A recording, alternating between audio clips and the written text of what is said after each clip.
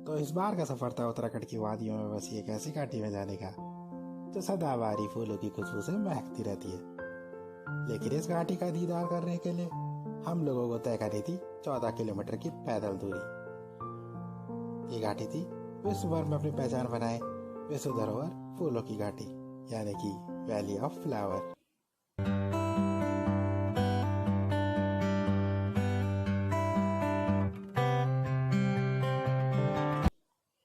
तो फूलों की घाटी का दीदार करने के लिए हम लोग निकल पड़े चमोली जिले के आखिरी बस अड्डे, यानी कि गोविंद घाट। गोविंद घाट की दूरी जोशीमठ से महज 20 किलोमीटर की है।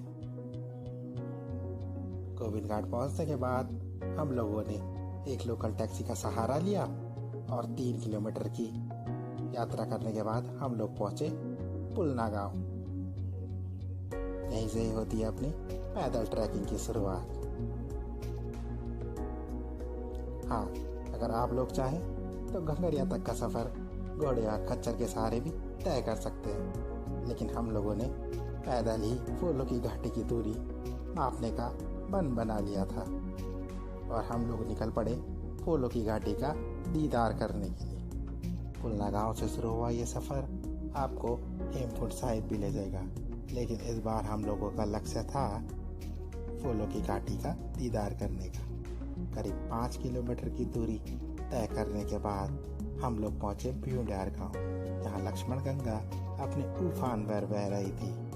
फूलों की घाटी का सफर अब भी यहाँ से काफी दूर था, लेकिन फिर भी थके हारे हम लोगों ने अपनी यात्रा को जारी रखा।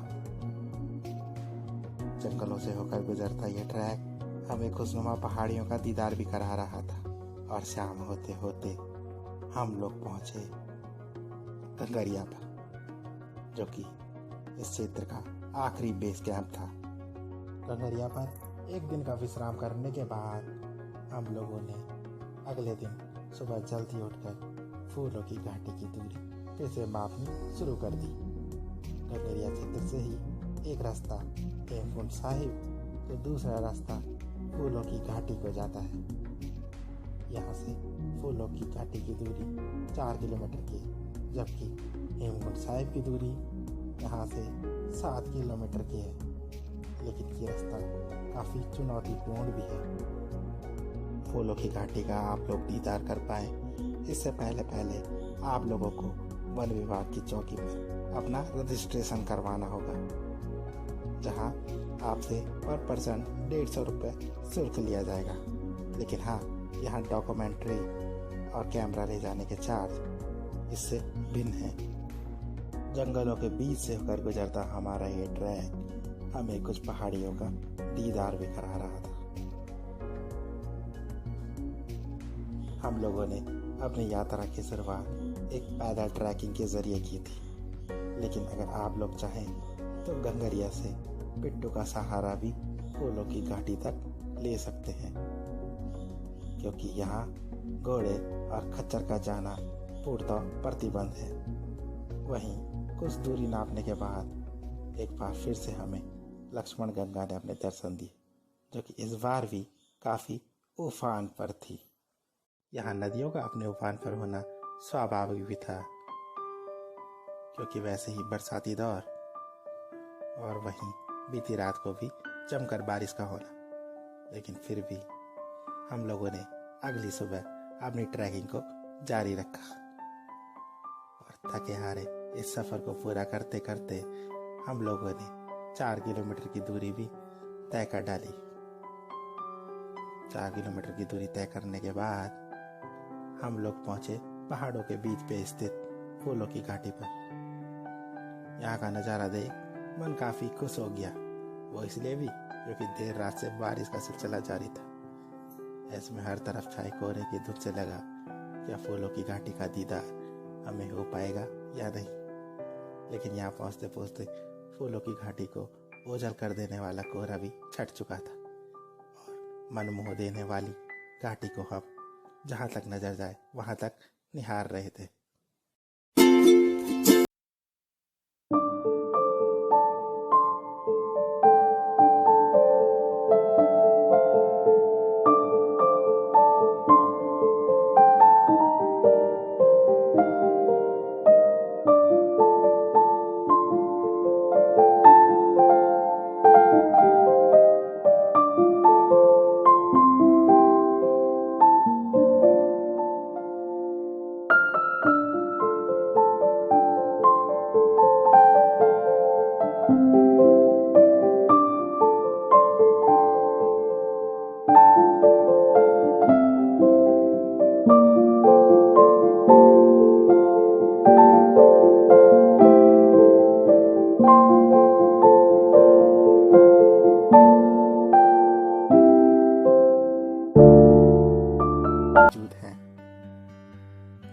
इसके साथ ही यहाँ कई दुर्लभ प्रजाति की पौध भी शोधकर्ताओं को इस घाटी में खींच लाते हैं।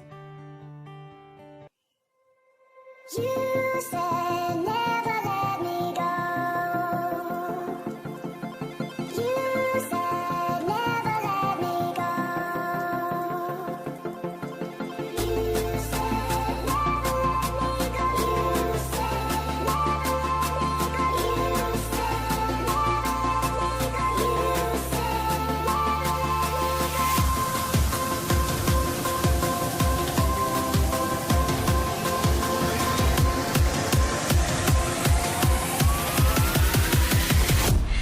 said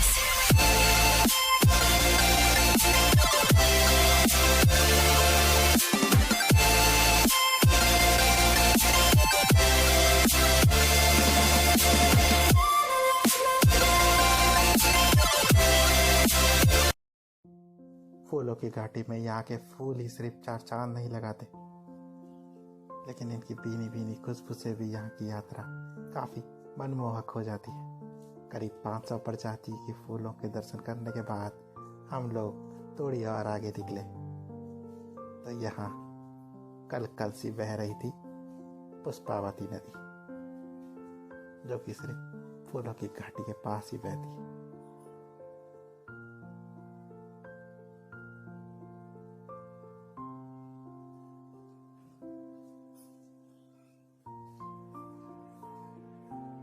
फूलों की घाटी को अंतिम छोर से निहारने के लिए हम लोग सिर्फ चले ही जा रहे थे, लेकिन यहाँ पहुँचते पहुँचते कुछ सुंदर प्रकृति के नज़ारे भी हमारे मन को मोहित कर रहे थे। घनघोर पहाड़ियों के बीच में बसी ये फूलों की घाटी पर छाया कोहरा हमारी यात्रा को काफ़ी मनमोहक बना रहा था, इसलिए चंद मिनट बैठकर हम इस घाटी को काफ़ी देर तक निहारते रहे। फूलों की घाटी के प्राकृतिक नज़ारों को निहारने के बाद हम लोगों ने अपनी यात्रा को फिर भी जारी रखा और इस बार ऊंची पहाड़ियों पर हम लोग निकल पड़े ताकि फूलों की घाटी का हम लोग अच्छे से दीदार कर पाए। फूलों की घाटी में कई फूलों की प्रजातियों के साथ ही साथ अगर आप ऊंचाई वाले क्षेत्रों पर निकलें तो यहाँ आपको उत्तराखंड का राज्य पुष्प ब्रह्म कमल भी नजर आएगा।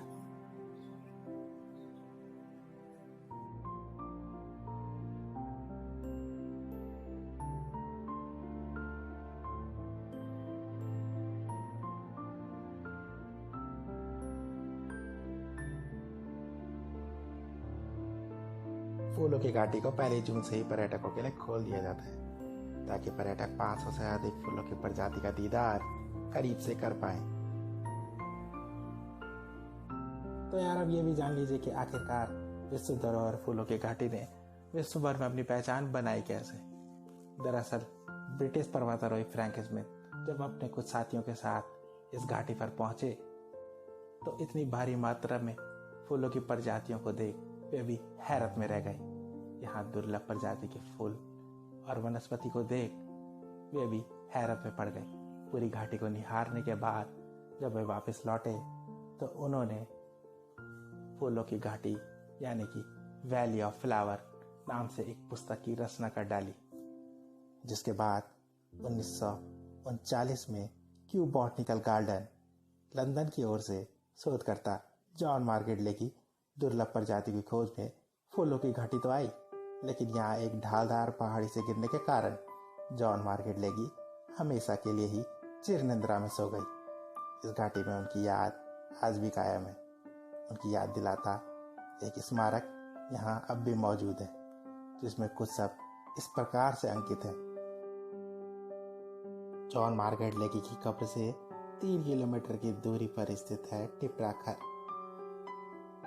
जहाँ से आप टिपरा ग्लेशियर को भी करीब से निहार सकते हैं। तो ये थी यार हमारी यात्रा फूलों की घाटी। अगर आपको वीडियो अच्छा लगा हो तो दोस्तों हमारे चैनल को सब्सक्राइब ज़रूर कीजिए। इसके साथ साथ वीडियो को लाइक और शेयर भी ज़रूर कीजिए। जल्दी एक नई व्लॉग में मिलेंगे दोस्तों, तब तक अलविदा, गुड बाय।